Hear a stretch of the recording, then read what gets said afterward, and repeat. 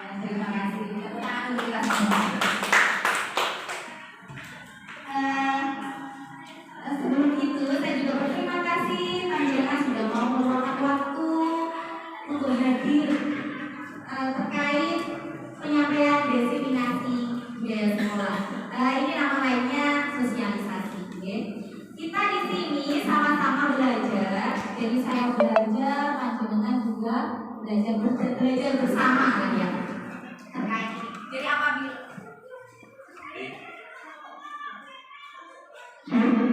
Jadi apabila nanti ada yang kurang, kita saling melengkapi. Oke, semangat ya. Next.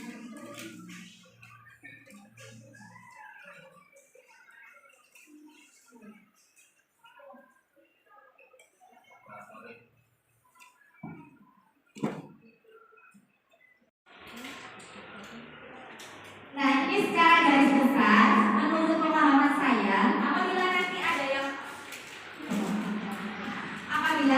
yang kurang pas, kita lengkapi bersama. Kesimpulan mengenai peran siswa dalam menciptakan budaya positif di sekolah dengan menggunakan konsep-konsep inti disiplin positif, motivasi perilaku manusia berupa hukuman atau penghargaan, posisi kontrol, restitusi, keyakinan sekolah atau kelas, segitiga restitusi, dan keterkaitannya. Next.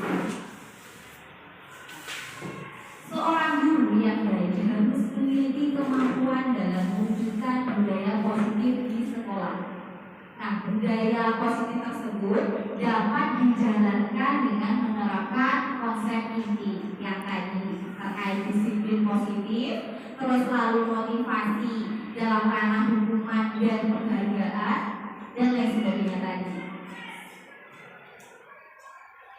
Nah, konsep inti budaya positif ya di sini disiplin positif yang pertama, lalu motivasi perilaku manusia, posisi kontrol restitusi, keyakinan sekolah atau kelas.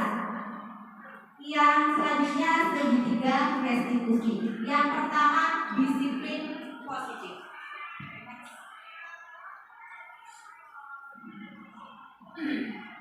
Nah, disiplin positif. Di sini disiplin positif cara penerapan disiplin yang mengajarkan anak bertanggung jawab dan menumbuhkan kesadaran diri berdasarkan nilai kebajikan. Berarti nilai baik dalam diri masing-masing siswa. Jadi guru mampu memberikan stimulus. Lalu lebih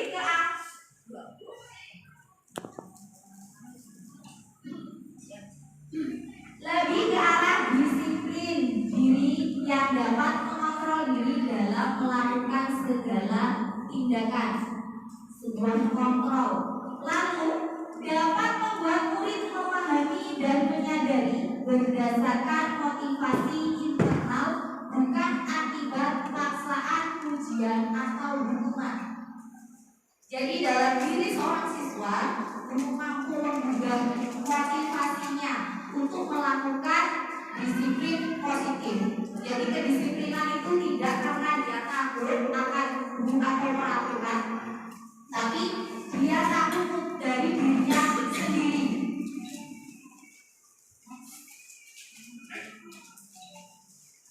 Nah, disiplin positif.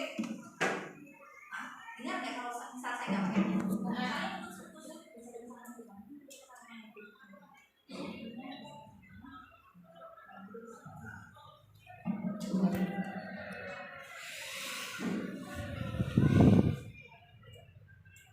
Nah, disiplin positif, ilusi, berarti angan-angan kita sebagai seorang guru terkait disiplin positif. Yang pertama, ilusi guru mengontrol murid, berarti membayangkan guru mengontrol murid. Oh iya. Terus ilusi bahwa semua penguatan positif itu efektif dan bermanfaat, itu angan-angan kita. Ilusi bahwa kritik dan membuat orang merasa bersalah dapat menguatkan karakter. Lalu ilusi bahwa orang dewasa memiliki hak untuk merasa, untuk memaksa. Sama nomornya satu hati. Ini saya untuk kelima kami dua kayak gitu.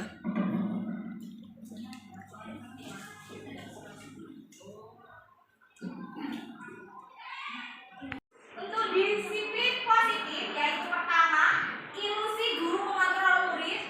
Yang kedua, ilusi bahwa semua penguatan positif itu efektif dan bermanfaat, ya, itu sangat bermanfaat. Ilusi bahwa kritik membuat orang merasa bersalah dapat menguatkan karakter. Lalu ilusi bahwa orang dewasa memiliki hak memaksa. Nah, kita berpikir seperti itu. Maksudnya yang terakhir adalah ilusi bahwa orang dewasa memiliki hak memaksa. Berarti ranahnya kepada kita seorang guru. Kita seolah-olah berpikir kita tuh mempunyai hak untuk memaksa mereka untuk melakukan disiplin positif. Lalu kalau semua itu sudah kita pikirkan, sudah kita masukkan dalam angan-angan kita, lalu akan muncul nilai kebajikan. Nah, nilai kebajikan dalam proyek nilai kebajikan yang pertama, ya, dalam nilai kebajikan itu sendiri yang pertama adalah peduli, lalu keterus-terangan, kebersihan, komitmen, belas kasih, percaya diri. Nah, belas kasih, bertujuan, tenggang rasa, gotong royong. Nah, rajin, keberanian, kesantunan, kreatif, semangat, dermawan, kejujuran, dermawan. Dermawan di sini kita mesti mengartikan bahwa itu adalah harta. Oke, itu benar. Kalau ada yang berpikir seperti itu betul sekali. Tapi dermawan yang ranahnya di sini adalah dermawan dari sosok guru yang nanti bisa dicontoh oleh murid, yaitu apa? Mungkin ada yang tahu loyalitas. Loyalitas kerja seorang guru itu bisa dicontoh oleh seorang murid. Berarti kalau guru bisa dilihat dari loyalitasnya, maka seorang murid juga akan melihat bahwa guru si A itu memiliki loyalitas yang luar biasa, jadi bisa menjadi panutan seperti semboyan Trikon Ki Hajar Dewantara. Yang pertama adalah, mungkin ada yang tahu semboyan Ki Hajar Dewantara, Tuturi Handayani ing ngaso Tulodo ing madya manungkarso. Nah, yang urutan sebenarnya yang pertama ing ngaso Tulodo Tuturi Handayani terakhir ing madya manungkarso Tuturi Handayani. Nah, itu juga masuk pada nilai kebajikan yang ada di sini, proyek kebajikan. Kenapa kok saya menuliskan proyek kebajikan? Karena ini bisa menjadi PR kita sebagai seorang guru. Nah, yang bisa nanti menggugah atau memberikan stimulus kepada siswa. Salah satu dermawan. Mungkin yang lain Bapak Ibu guru semua tahu, gotong royong maknanya juga tahu. Semua mungkin tahu, hanya saat ini saya mempertegas saja. Begitu guys, kedamaian, keteguhan hati, pengertian, berarti kita bisa mengartikan keadaan, ya. Bisa mengartikan dari glosarium kalau bahasa sekarang itu bahasa sulit dalam buku, kata-kata sulit. Nah, itu pengertian masuk pada itu. Dan kita sebagai seorang guru juga harus mengerti situasi dalam kelas, mengartikan bahwa si A seperti ini dalam menerima pelajaran saya, berarti saya harus seperti apa. Next. Nah, dalam ranah tadi, proyek nilai kebajikan itu semua dikerucutkan menjadi profil pelajar Pancasila. Yang pertama, beriman, bertakwa kepada Tuhan Yang Maha Esa. Saya yakin di sini mesti iya. Lalu mandiri, bernalar kritis, berkebinekaan global, bergotong royong, lalu kreatif. Nah, mungkin Bapak Ibu semua juga sudah tahu, tapi saya hanya mempertegas saja. Yang kedua, mandiri berarti siswa itu bisa mandiri dari segi penugasan. Apabila kita memberikan penugasan, mandiri melakukan pekerjaannya sendiri. Bernalar kritis, dia bisa berpikir secara logis dalam menerima pelajaran kita maupun keadaan. Berkebinekaan global berarti kita bisa menghargai perbedaan budaya dan lain sebagainya. Bergotong royong berarti kita bisa bekerja sama secara berkelompok. Dalam ranah, kalau ini ranah guru, berarti kita bisa berkelompok secara tim. Berarti kalau pada murid, berkelompok saat ada penugasan. Kreatif berarti, kalau kreatif dengan inovatif itu bisa dikatakan 11-12 kalau menurut saya. Kalau kreatif itu ranahnya dari hasil yang telah dibuat. Kalau inovatif itu adalah pemikiran dari Bapak Ibu semua untuk memancing siswa untuk kreatif. Hasil ranahnya kreatif. Jadi profil pelajar Pancasila. Nah, dalam profil pelajar Pancasila itu kita harus memunculkan sikap murid. Sikap apa saja itu yang perlu kita munculkan, yaitu adalah toleransi. Berarti kalau kita bisa dicontoh, berarti kita harus merubah dari diri kita terlebih dahulu. Toleransi, rasa hormat. Rasa hormat itu seperti apa? Kalau ada peribahasa seperti ini, Anda sopan, saya segan. Pernah mendengar itu Bapak Ibu? Oke. Nah, itu juga termasuk rasa hormat. Kalau kita menghormati anak kita sebagai seorang murid, dia seperti apa jenis kulitnya, latar belakang keluarganya, lalu bagaimana sikapnya, tapi kita tetap merasa hormat, maka semboyan peribahasa tersebut akan tumbuh dalam diri anak. Anda sopan, saya segan. Seperti itu. Tapi kenapa kok misalnya anak itu tidak segan dengan kita, tidak sopan dengan kita, berarti kita tidak usah tiba-tiba seperti itu, tidak. Karena kita berusaha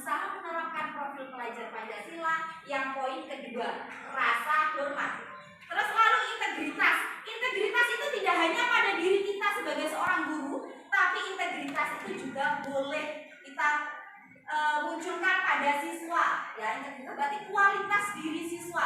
Kalau ini integritas biasanya kita dengar itu adalah integritas seorang guru, tapi ini kualitas siswa kita. Nah, kita berikan stimulus untuk memberikan integritas. Mandiri. Nah, mandiri secara otomatis mereka akan mandiri dengan sendirinya. Menghargai. Nah, menghargai sesama guru, sesama kita kepada murid itu menghargai juga ada. Terus antusias. Nah, kita bisa memberikan stimulus ya, rangsangan untuk antusias. Berarti seperti apa? Contoh saja game, pembelajaran yang dimasukkan dalam ranah game. Kan sekarang lagi tenar ya, profil pelajar Pancasila yang menggunakan game-game tertentu untuk memberikan sikap antusias pada murid ya. Terus rasa empati. Nah, rasa empati kita tanamkan secara dini dalam contoh pengaksenan ya. Pengaksenan semisal ada siswa yang sekiranya itu tidak masuk, setelah akhir pengabsenan, alangkah baiknya kita meluangkan beberapa detik atau menit untuk mendoakan teman yang saat itu izin sakit, atau guru yang salah satu guru itu sakit, kita doakan bersama di kelas tersebut. Itu adalah salah satu wujud kita menanamkan rasa empati pada siswa atau murid. Yang poin berikutnya, keingintahuan. Nah, keingintahuan berarti kita bisa memancing atau membuat pertanyaan romantik biar mereka itu penasaran. Nah, biasanya kalau kita membuat sesuatu yang penasaran itu dikaitkan dengan kehidupannya, atau biasanya sekarang dinamakan pembelajaran bermakna. Pembelajaran bermakna itu seperti apa? Mungkin ada yang terbesit seperti itu. Pembelajaran bermakna adalah pembelajaran yang dikaitkan dengan kehidupan nyata anak itu sendiri. Jadi lebih mudah untuk dicerna, dipahami. Jadi rasa keingintahuannya itu tinggi sekali. Begitu ya. Langsung poin berikutnya, kreativitas. Nah, kreativitas ranahnya hasil. Kita bisa memberikan pendampingan untuk anak tersebut bisa menghasilkan karya-karya tersebut. Apa yang kita inginkan, karya apa yang kita inginkan dari anak tersebut, kita dampingi. Nah, itu nanti akan muncul kreativitas. Kerjasama. Kalau kreativitas itu kita sudah bisa, maka nanti akan muncul kerjasama. Terus percaya diri. Nah, akan muncul juga itu komitmen. Berarti komitmen dalam dirinya. Berarti komitmen itu bisa dikatakan prinsip juga ya. Berarti kita sebagai seorang guru itu bisa menyelipkan atau memberikan arahan agar setiap anak itu memiliki prinsip dalam hidupnya. Ya. Kalau misal kita sebagai seorang guru sudah memiliki prinsip masing-masing, sebagai guru kita memiliki prinsip, sebagai ibu rumah tangga ya, atau kepala rumah tangga kita memiliki prinsip. Tapi alangkah baiknya prinsip kita arahkan, kita berikan wawasan bahwa prinsip saya seperti ini, A, B, C, D. Nah, kita arahkan kepada siswa agar siswa punya pandangan bahwa siswa itu harus punya komitmen, harus punya prinsip dalam hidup, terutama dalam pembelajaran. Nah, seperti itu contohnya. Next. Nah, ada 9 pilar ya, ada 9 pilar dalam sebuah karakter. Yang pertama, cinta Tuhan dan segenap ciptaannya. Berarti di sini budaya positif adalah kita menyayangi sekitar. Berarti dari segi buku, merawat bukunya sendiri, tanaman di depan kelas atau bangku yang ada di dalam kelas, itu juga termasuk mencintai ciptaannya. Terus kemandirian dan tanggung jawab. Tanggung jawab di sini adalah ranah dia bertanggung jawab saat melakukan sesuatu, apa konsekuensinya. Lalu kejujuran, berarti dia dapat dipercaya. Diplomatis, berarti dia mampu mengungkapkan aspirasinya sebagai seorang siswa. Terus hormat dan santun. Nah, hormat dan santun kita juga sebagai seorang guru harus mampu menanggapi diplomatis dari siswa ya, itu secara hormat dan santun. Oke, tidak harus misalnya dia seperti ini mengatakan hal yang nadanya tinggi, kita imbangi dengan nada tinggi, itu kurang pas. Jadi kita kurang menerapkan hormat dan santun. Kita bersama-sama menerapkan itu. Mungkin kita sebagai seorang guru itu bukan termasuk makhluk yang sempurna.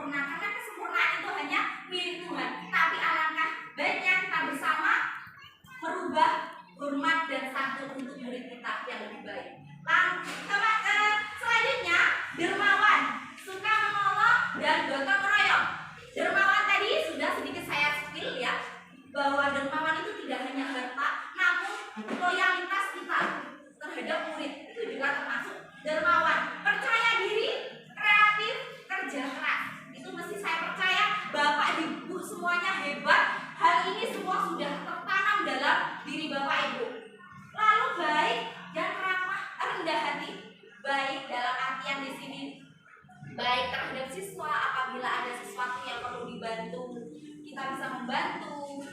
Rendah hati berarti kita tidak menyombongkan diri kepada siswa. Terus selanjutnya, toleransi, kedamaian, dan kesatuan. Toleransi tadi ya, berarti kita itu tidak membeda-bedakan, itu juga sama. Next. Selanjutnya, petunjuk seumur hidup dan keterampilan hidup menurut lifelong goal ya, atau keterampilan hidup yang ada pada diri kita. Kita sudah ada nggak dalam diri kita keterampilan ini, guys? Coba kita spill satu-satu. Yang pertama, dapat dipercaya. Saya yakin semua Bapak Ibu dapat dipercaya. Berarti kita punya keterampilan ini. Yang kedua, lurus hati. Saya yakin Bapak Ibu semua juga mempunyai hati yang lurus, tidak mudah tergoyahkan oleh guncangan. Ya, itu berarti lurus hati. Pendengar yang aktif, berarti tidak mudah menyela pembicaraan. Oke?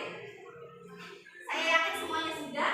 Terus poin yang keempat, tidak merendahkan orang lain karena perbedaan sudut pandang seseorang itu kan berbeda-beda. Jadi kita harus bisa menghargai itu. Nah, poin ini insya Allah sudah semuanya ada. Memberikan yang terbaik dari dirinya. Tadi dermawan atau loyalitas ya. Nah, lalu petunjuk hidup. Kalau kita sudah terampil dalam hidup kita, maka akan muncul petunjuk. Nah, karena pendidikan menurut Ki Hajar Dewantara itu adalah guru sebagai penuntun ya. Penuntun itu bisa menjadikan pedoman. Entah itu ilmu apa saja, itu bisa menjadi pedoman dalam diri kita atau petunjuk hidup. Yang pertama, budaya apa? Peduli. Ya, peduli. Penalaran, berarti kita saat mendapatkan informasi apa atau suka seperti apa, apapun itu, kita mampu menalar secara logis. Nah, kemudian bekerja sama, ya. Keberanian, keingintahuan, usaha. Nah, usaha itu adalah poin penting untuk kita berikhtiar. Oke? Walaupun nanti ada siswa seperti apapun itu, kita berikhtiar, kita melakukan seperti ini, yang kita ada usaha kita untuk menerapkan budaya positif. Lalu, keluasan atau fleksibilitas, berorganisasi, kesabaran, keteguhan hati, kehormatan. Nah, ini kehormatan juga perlu. Kita bisa menjaga kehormatan kita di depan siswa. Agar apa? Kita ada ajine ya. Aji. Kalau bahasa Indonesianya kalau aji itu bisa kehormatan, gitu. Bisa dikatakan kehormatan. Lalu memiliki rasa humor. Humor itu tidak hanya kita berkata hal yang lucu, tapi humor yang ada dalam diri kita itu dari pakaian. Terkadang orang tertawa melihat pakaian kita itu juga secara tidak langsung itu ada jiwa humor. Terus ucapan kita itu juga termasuk humor. Kemudian dari gelagat kita juga lucu, itu juga menimbulkan rasa humor. Lalu berinisiatif, ya, memiliki inisiatif tertentu dalam permasalahan-permasalahan tertentu. Integritas tadi kualitas, pemecahan masalah berarti kita bisa memecahkan masalah siswa, terutama masalah kita sendiri. Ya. Apabila tidak, berarti kita bisa melakukan gotong royong tadi poin yang sebelumnya. Terus sumber pengetahuan, berarti kita bisa menjadi sumber pengetahuan siswa. Walaupun sekarang ada teknologi AI yang luar biasa sekali, tapi di sini kita menjadi petunjuk hidup untuk menjadi sumber pengetahuan kehidupan nyata. Karena kehidupan nyata itu tidak ada di AI, tapi ada di sosok Bapak Ibu semuanya. Jadi itu adalah menjadi poin penting kita untuk menjadi sumber pengetahuan kehidupan nyata. Nah, kita kalah ilmunya dengan AI, tapi kita tidak kalah dengan pengetahuan kehidupan nyata. Lalu tanggung jawab. Nah, petunjuk hidup, tanggung jawab kita. Terus persahabatan. Nah, persahabatan itu juga menjadi petunjuk hidup dalam diri kita. Nah, karena terlihat Bapak Ibu perlu semangat perlu stimulus lagi, monggo silakan perhatikan saya, tangan saya merapat. Nanti silakan diam. Kalau tangan saya membuka berarti silakan utarakan secara ke huruf A tadi ya. A apa ganti lagi? A saja. Yes.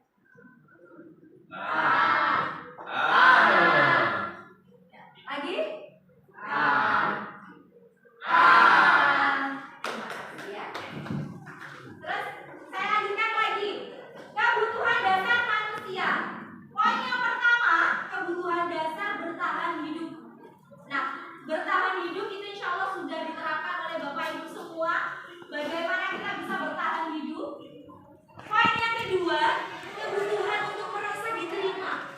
Lingkungan, ya, itu adalah termasuk kebutuhan dasar manusia untuk merasa diterima.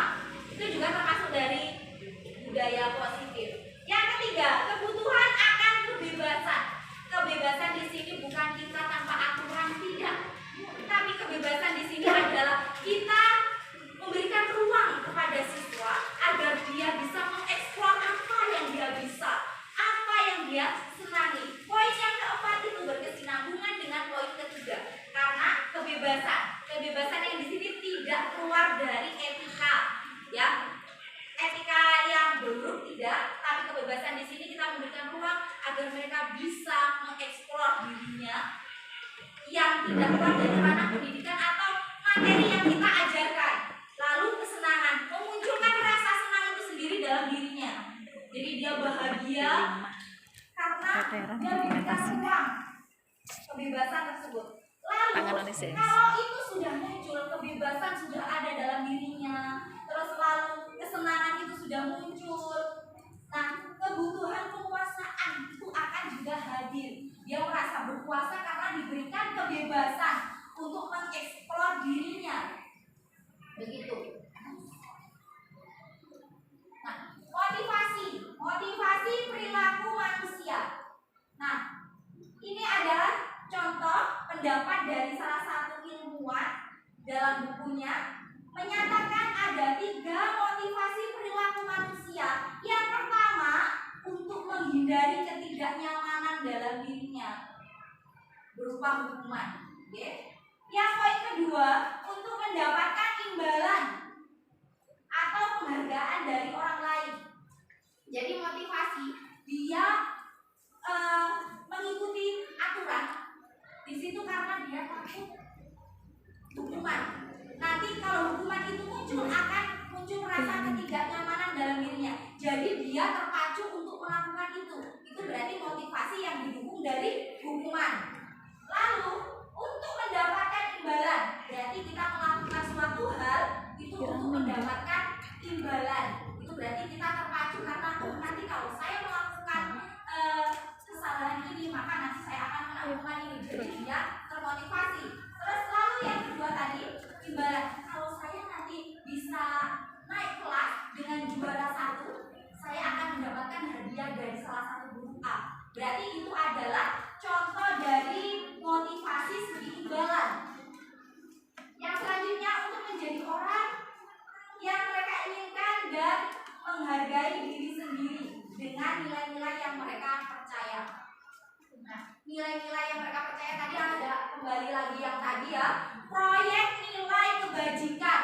Nah, itu juga itu yang kita percaya sebagai guru, kita mempercayai bahwa proyek siswa seperti ini. Nah, berarti siswa itu ya saya itu dianggap oleh guru si A, saya orang yang paling rajin, berarti saya harus melakukan ini. Itu adalah salah satu contohnya. Berarti menjadi orang yang mereka inginkan. Mereka inginkan itu maksudnya guru, ya, yang guru inginkan terhadap siswa. Gitu. Next. Nah, dihukum oleh penghargaan. Nah, kita berpikir penghargaan itu adalah sesuatu yang baik. Oke, itu baik sekali. Tapi terkadang penghargaan itu juga bisa menjadi hal yang buruk untuk kita. Yang pertama, pengaruh jangka pendek dan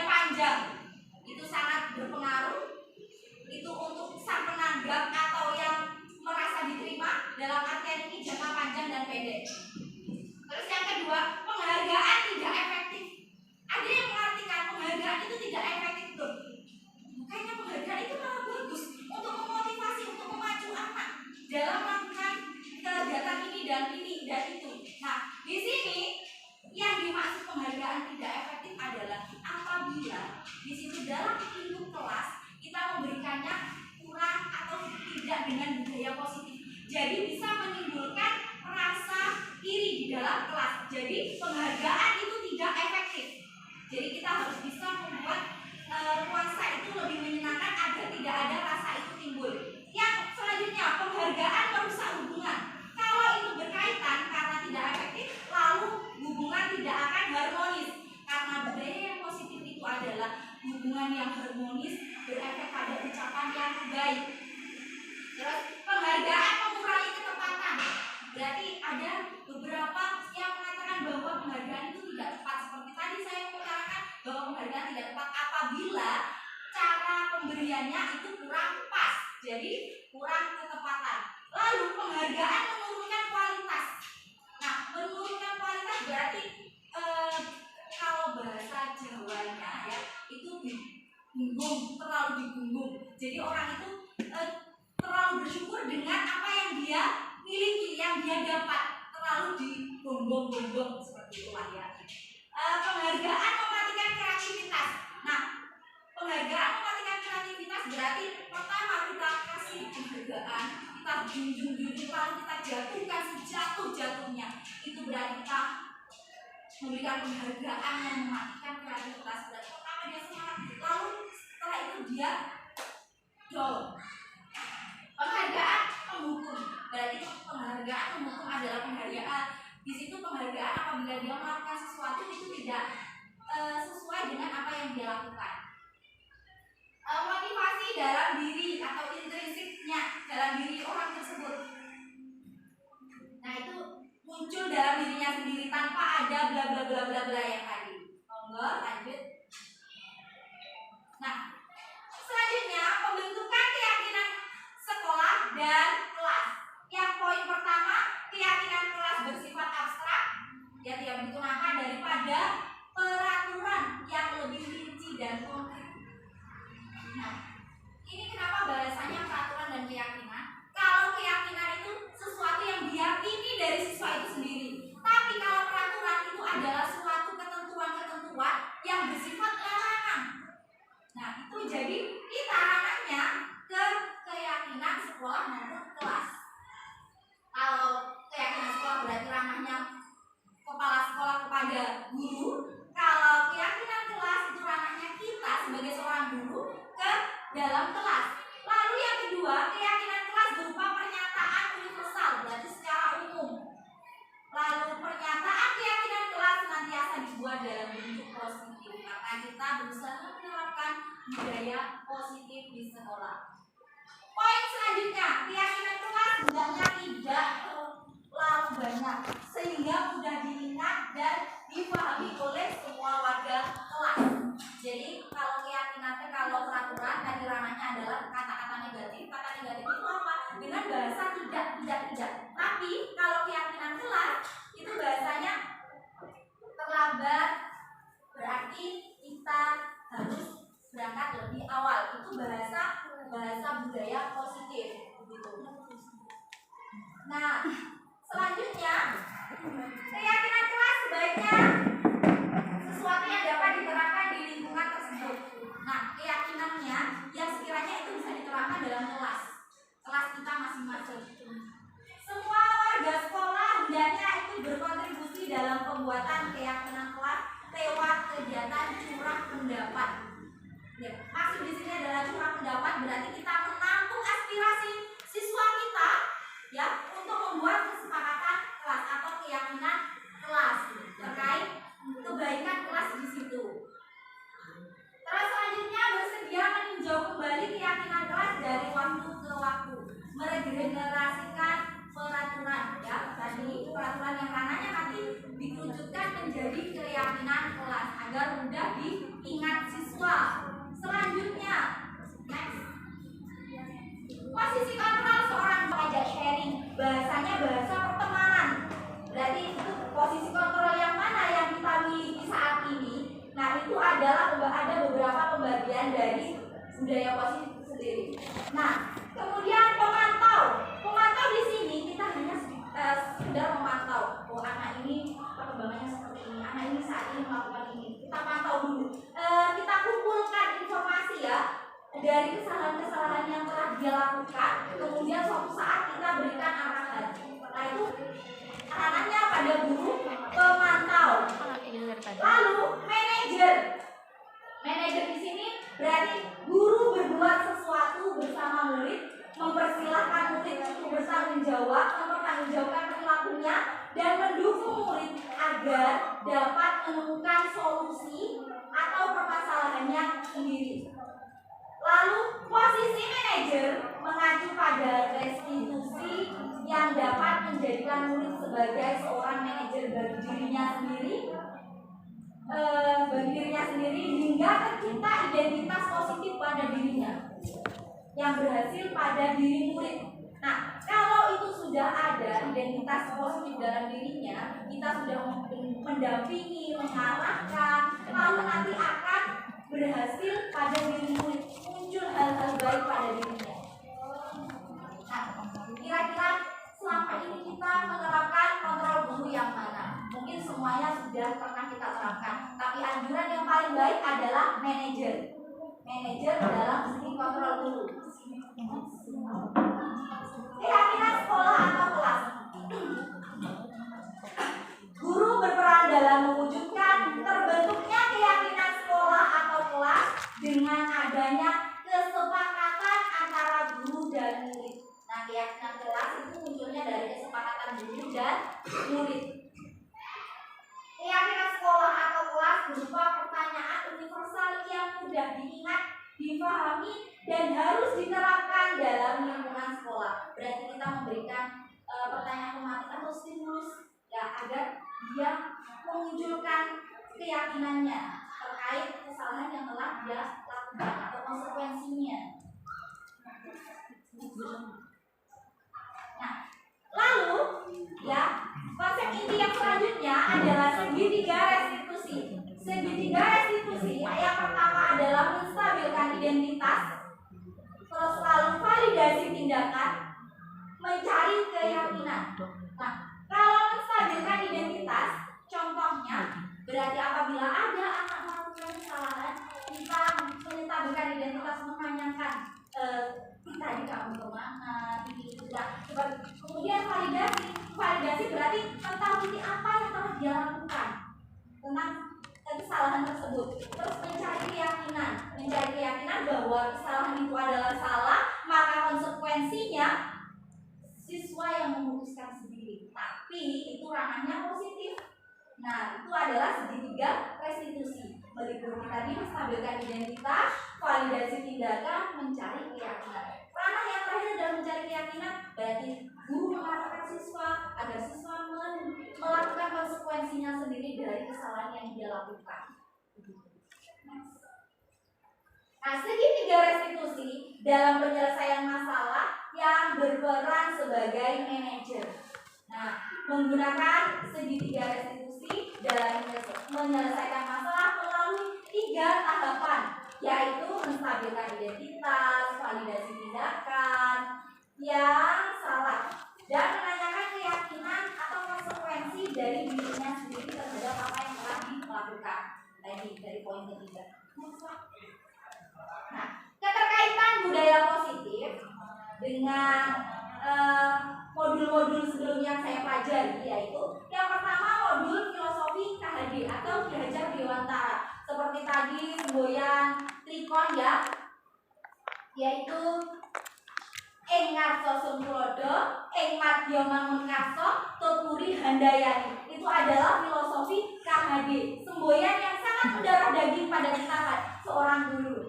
Yang kedua, nilai dan peran guru penggerak. Nah, nilainya berarti nilai dan peran yang dibutuhkan oleh sekolah itu sendiri terkait budaya positif. Lalu visi guru penggerak. Visi berarti anak-anak tadi tentang ilusi ya. Ilusi sudah saya ungkapkan tadi terkait ilusi seorang guru seperti apa. Next. Nah, filosofi KHD atau Ki Hajar Dewantara yaitu dengan menjalankan budaya positif di sekolah, maka akan memudahkan pihak pada murid dan bersifat menuntun tumbuh kembangnya kekuatan kodrat yang ada pada murid.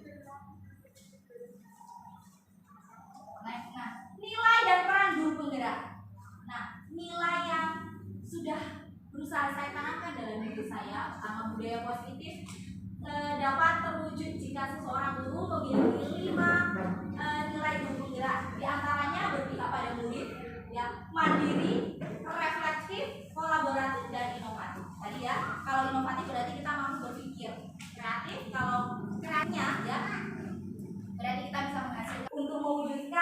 tersebut dengan mewujudkan prakarsa perubahan sesuai filosofi KHD Ki Hajar Dewantara dan profil pelajar Pancasila.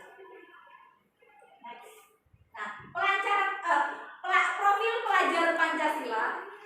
Nah, ini ya, ini ada elemennya, ada 6 elemen, kemudian lalu sub elemen ya. Di sini sudah tertulis bahwa beriman, bertakwa kepada Tuhan Yang Maha Esa dan berakhlak mulia. Itu poinnya adalah akhlak beragama, akhlak pribadi, lalu akhlak kepada manusia, akhlak kepada alam, akhlak bernegara. Berarti kita bisa menjadi warga negara yang baik. Kebinekaan global, berarti mengenal dan menghargai budaya, berkomunikasi secara interaktif antar budaya. Berarti kita bisa menerima perubahan dari budaya kita sendiri.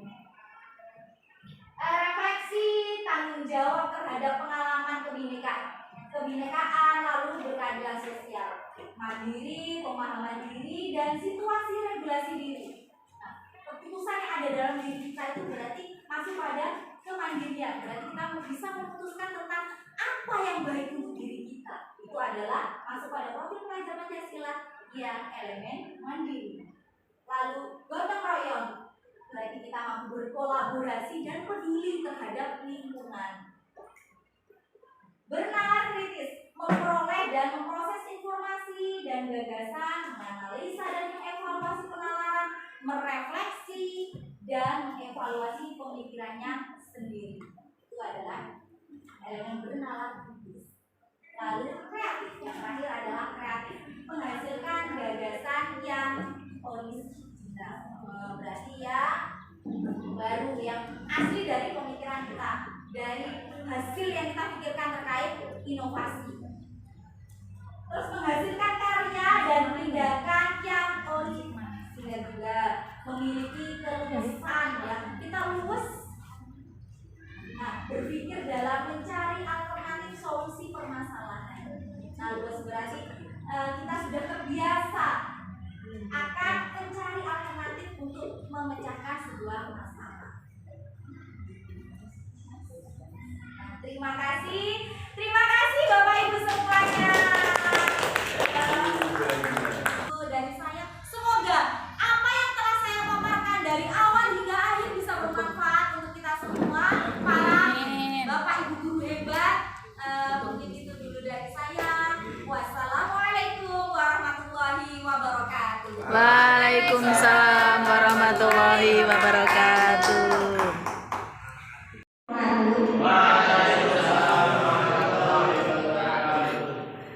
Terima kasih waktunya.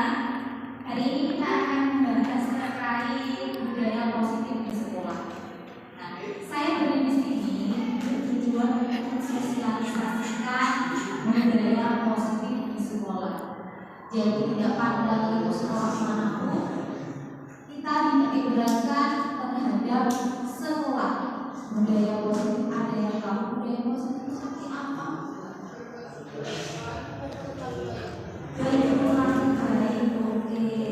Nah, kemarin kita sudah mengamalkan terkait budaya positif. Nah, sekarang kita bahas tentang konsep.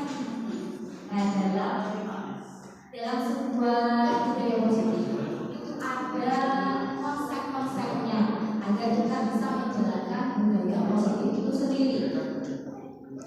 Nah, yang pertama, konsep inti yang pertama adalah disiplin positif. Disiplin positif, lalu motivasi perilaku manusia dalam rangka ini adalah hukuman dan penghargaan. Restitusi atau kelas. Selanjutnya adalah juga restitusi. Segitiga restitusi. Selanjutnya disiplin positif. Nah,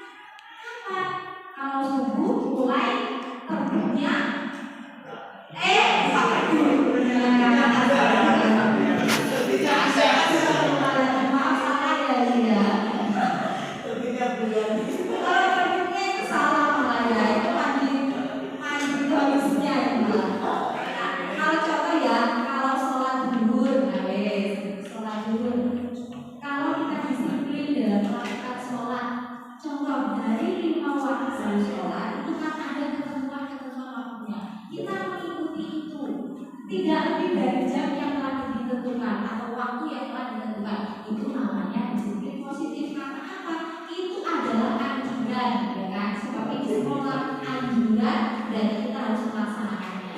Itu adalah disiplin positif. Nilai kebajikan. Nah, itu termasuk nilai kebajikan kalau sama melakukan tindakan positif. Kalau tindakan negatif berarti kalau mainan di HP untuk main game atau main lihat film ada bebek yang benar ya. Jam sekian saya harus lihat itu namanya bukan disiplin positif. Disiplin positif itu hal yang baik untuk sampean. Kalau itu tidak baik untuk sampean, mengontrol dalam mengambil suatu keputusan dalam mengontrol ini. Jadi kalau kita mau melakukan ini, berarti saya harus disiplin. Nah, ya kan? Kalau sampean lebih dari itu, sampean tidak bisa dikatakan disiplin positif. Ini motivasi internal. Motivasi internal itu adalah motivasi dalam diri kita.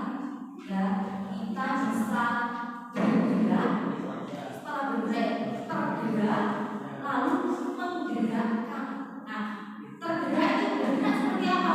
Kita berpikir tentang sesuatu ini. Kalau saya terlambat, otomatis saya ketinggalan pelajaran.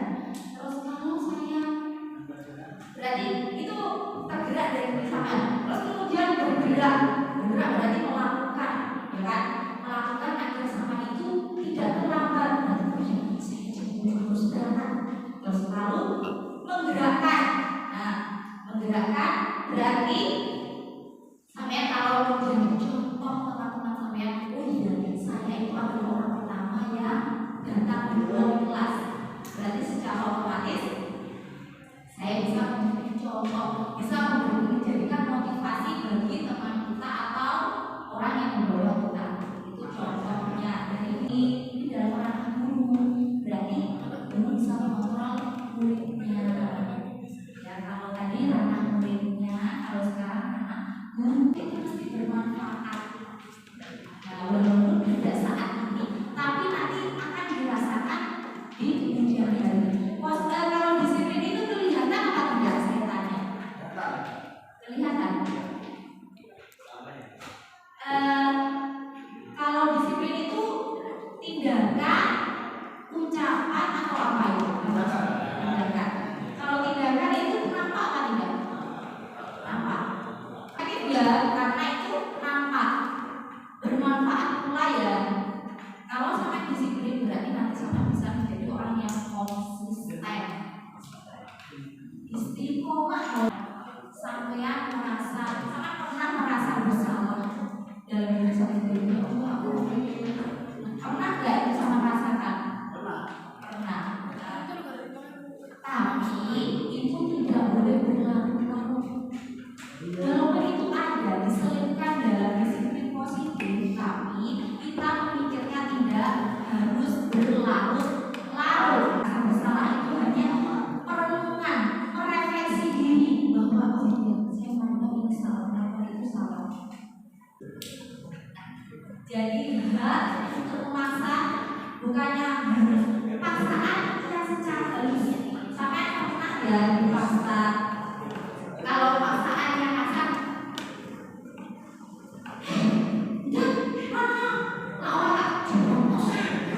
nah itu berarti apa paksaan yang negatif? Nah itu paksaan. Misalnya contoh ya, ada sampahnya sendiri, ada sampah contoh. Ini sampah.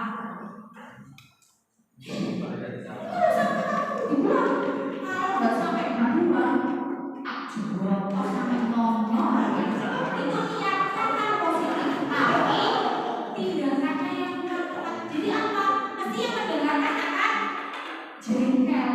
Nah caranya biar tidak jengkel, niatnya harus memaksa dia untuk membuat sampahnya sendiri, tapi benda itu tidak sakit hati. Bagaimana caranya? Ada yang tahu?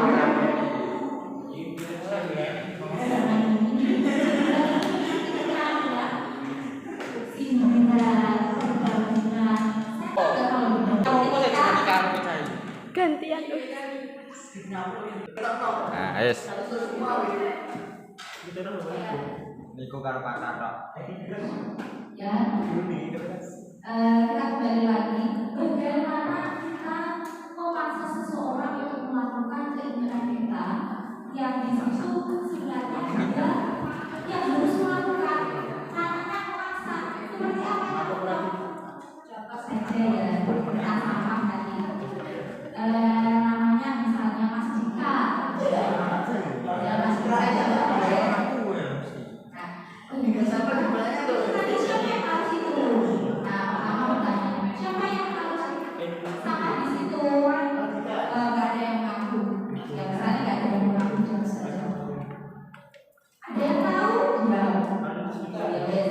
Pertama, hari pertama berikan contoh terlebih dahulu. Buang sendiri karena apa? Belum rasa tanggung jawab sebagai orang itu.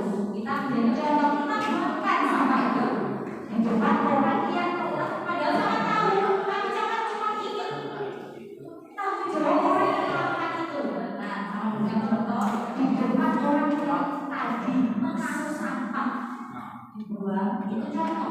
Nah, hari berikutnya si A tak melakukan itu, berarti oh ya, kemarin saya tahu sampai itu saya membuat soal buang sampah di rumahnya. Nah, itu tidak sembarangan, tapi paksaan secara halus.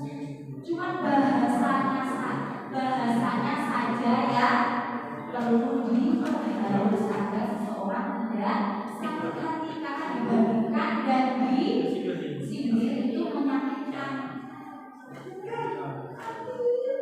Lagi positif profil pelajar Pancasila. Pernah mendengar profil pelajar Pancasila? Nggak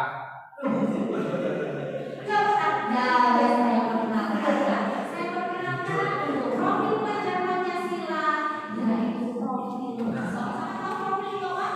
Identitas. Nah, identitas pelajar yang berkarakter Pancasila.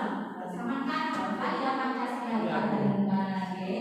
Nah, semua itu diperlukan dalam satu beriman bertakwa dan Tuhan Isa.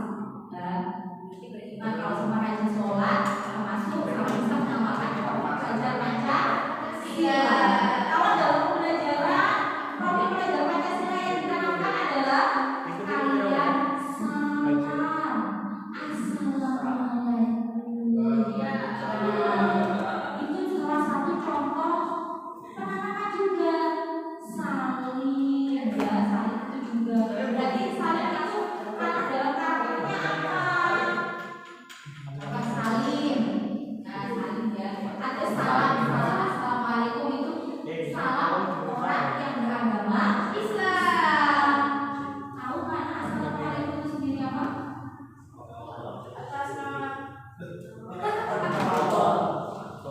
Selamatkan orang, gimana ya? Keselamatan, ini mendoakan sesama umat beragama untuk saling selamat dunia akhiratnya.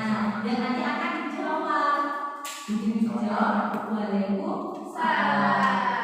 Jadi kalau ada agama lain bilang assalamualaikum pada sampean, sampai wajib jawab apa tidak? Wajib menjawab.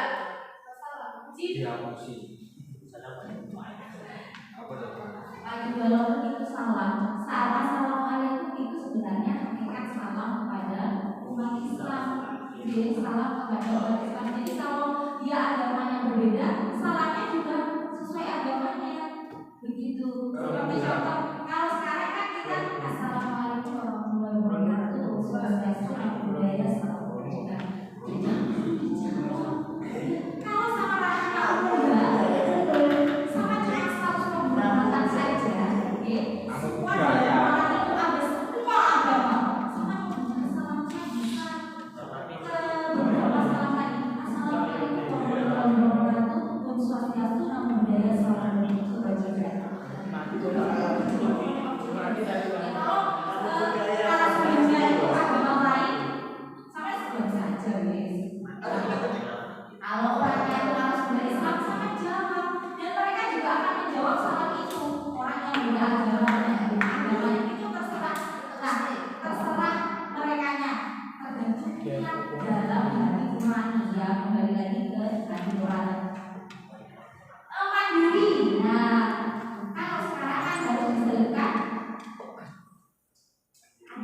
harus diselipkan kemandirian dalam pembelajaran. Kemandirian dalam pembelajaran seperti apa? Waktu belajar Pancasila kalian digabungkan saat ulangan, itu juga mandiri. Nanti nah sudah Terus ya dari mandiri kita paham deh. Mandiri itu berarti kita melakukannya apapun sendiri. Mandiri sendiri juga. Mandiri dalam ranah pelajar Pancasila itu kita tidak mengganggu privasi orang lain. Seperti contoh ya ulangan itu kan kita diwajibkan untuk mengerjakan sendiri-sendiri. Tidak contek-contekan. Kalau contek-contekan itu beda lagi nanti ranahnya. Ranahnya adalah belajar kelompok. Itu kalau belajar kelompok harus gotong royong. Nanti ada sedikit bahasa gotong royong. Selanjutnya berkenalan kritis. Berkenalan kritis itu kita berpikir secara realistis. Realistis yang diiringi dengan apapun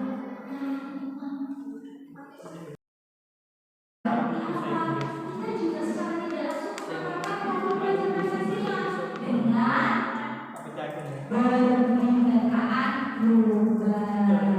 Jadi kita bisa menggunakan teknologi bekerja. Yang pertama kan sekarang apapun pakai sosial media. Terus yang kedua kalian itu juga mengeluarkan potensinya sampai sendiri. Yang potensi sampean terkait apa yang sama bisa kan ada bakat minat ya, berarti itulah cara mengamalkan program belajar Pancasila yang kebinekaan global.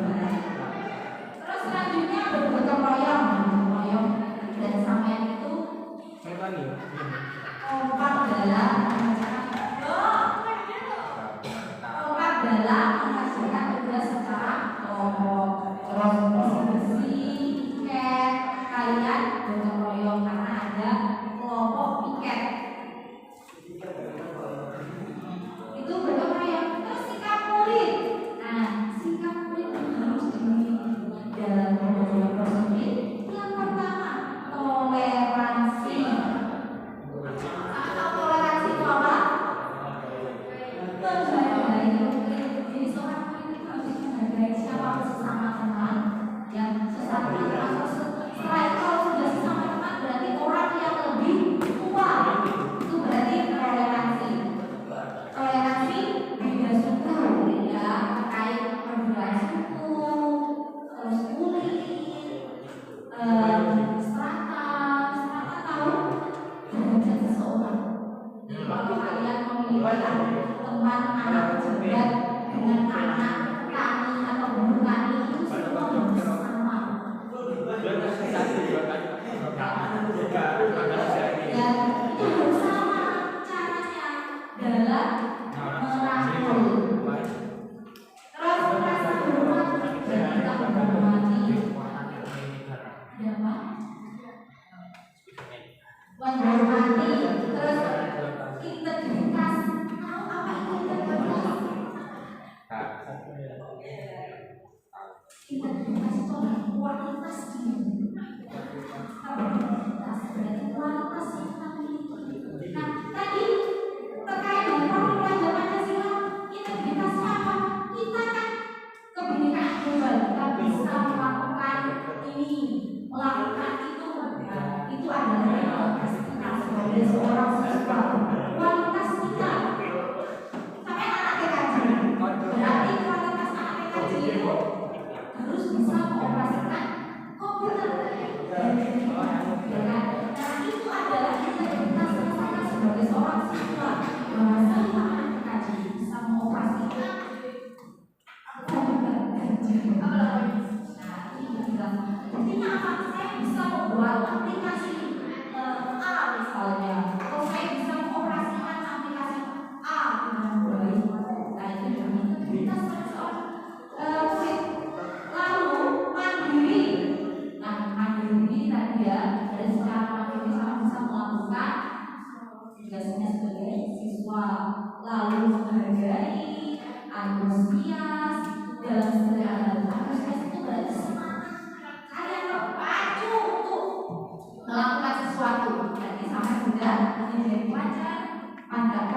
profil pelajar Pancasila.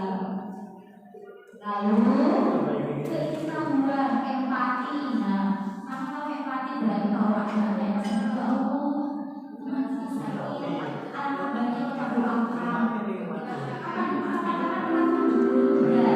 Nah, itu juga salah satu contoh dari empati. Terus lalu keinginan, ya kita rasa keinginan terhadap ilmu. Nah, itu bagus banget. Sekarang maksudnya apa? Oh, sekarang maksudnya buat konten. Ayo Kak, saya belum bisa buat konten. Bagaimana Kak? Mempelajari itu dari searching atau berarti itu rasa keinginan yang tinggi. Oh iya, cara mengoperasikan aplikasi ini bagaimana? Coba kreativitas. Nah, kreativitas kalian membuat kreasi-kreasi itu juga termasuk kreativitas. Contoh kemarin mengumpulkan sampah yang ada di botol sudah terrealisasi? Belum. Jadi nggak apa-apa. Karena gotong royong tadi percaya diri. Oh bagus. Terima kasih. Iya bagus. Sama-sama buat calon KPO proses. Nanti semakin banyak, semakin baik. Kalau bulan Desember itu kalian bisa banyak botol dan tanggal, saya kasih hadiah spesial. Dia juga siap. Terus komitmen percaya diri itu ada kaitannya dengan pengalaman. Kita sebagai seorang siswa, terutama manusia atau makhluk, ya harus memiliki komitmen. Komitmen itu nama lainnya apa? Prinsip. Prinsip. Nah, alangkah baiknya setiap orang itu memiliki prinsip. Ya, bukan anjuran apa? Ya harus. Contoh saja prinsip saya seorang ya kan, dan prinsip saya dalam mengajar, saya mengajar tetap mengajar bagaimanapun keadaan kelas. Prinsip saya siswanya ada dan tidak ada, kalau jadi saya harus masuk. Entah itu kalau siswa tidak ada siswanya, saya tetap masuk karena itu kewajiban saya. Nah, perkara siswa tidak menjalankan kewajiban, prinsip saya harus bisa menjalankan kewajiban memberikan ilmu. Kalau pas dari tidak ada yang hadir, berarti ya saya hanya juga berjalan sampai selesai habis. Berarti prinsip saya di situ adalah saya harus menjalankan tugas sebagai seorang guru walaupun keadaannya seperti itu. Iya, buat tetap menjalankan tugas itu berarti komitmen. Terus prinsip saya juga ibu rumah tangga. Prinsip saya tidak ingin merepotkan pasangan selagi saya masih bisa melakukan sendiri. Itu prinsip saya. Nah, itu jadi kita juga punya komitmen atau prinsip dalam hidup harus wajib. Itu salah satu value kita. Yang pertama adalah segenap ciptaannya, dan kita merawat apa yang ada. Lalu kemandirian dan tanggung jawab, kejujuran, diplomatis.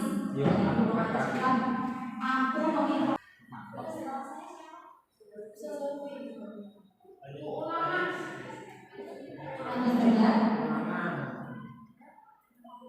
Lanjut ya, sampai beliaunya